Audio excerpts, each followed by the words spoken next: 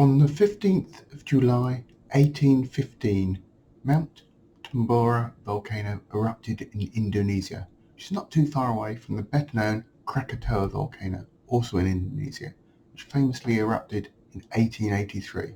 And while Krakatoa was louder than Tambora, due to the fact that the cholera at Krakatoa collapsed, virtually destroying the entire island, which was originally created by the volcano.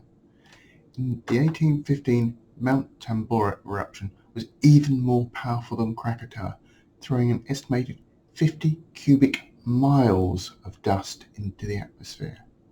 Dust from both Tambora and Krakatoa went high up into the atmosphere and had dramatic impacts on the climate during the time it took the dust to fall back to Earth, resulting in what's known as a volcanic winter.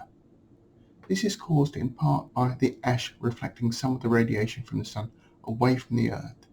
But, in addition, volcanoes also release a lot of sulphur into the atmosphere, which then turns into sulfuric acid, which also absorbs solar radiation. Unlike the ash, it tends to linger longer in the high atmosphere, so it has more of an extended impact on the climate.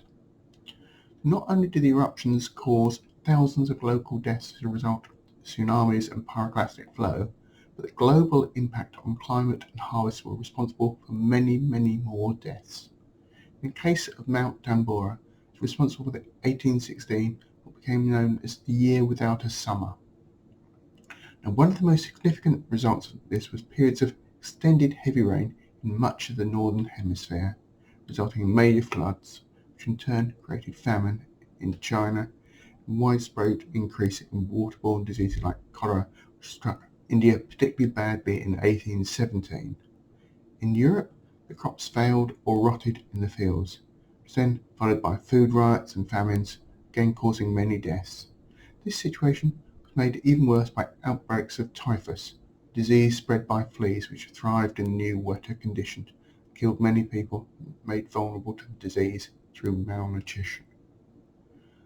Now, over in North America, the temperature dropped low and stayed low, resulting in crops freezing in the fields.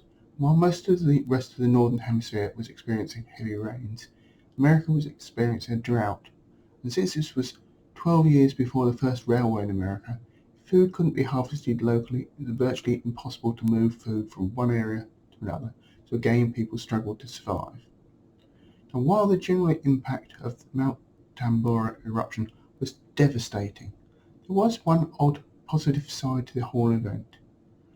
Over in Switzerland, in 1816, a group of writers were having a summer holiday near each other, in a couple of the houses by the side of Lake Geneva. These writers included Mary Godwin, later become Mary Shelley, Lord Byron, Percy Shelley, and John Polidori. Impact in Switzerland of the earlier Mount Tambora eruption meant it rained almost constantly while they were there, resulting in the group shutting themselves in for 3 days, passed the time inventing and telling each other ghost stories, basically trying to creep each other out. The result of all this inventiveness led Mary Shelley to create Frankenstein, and Polidori, inspired by the early work of Byron, created the first full vampire story.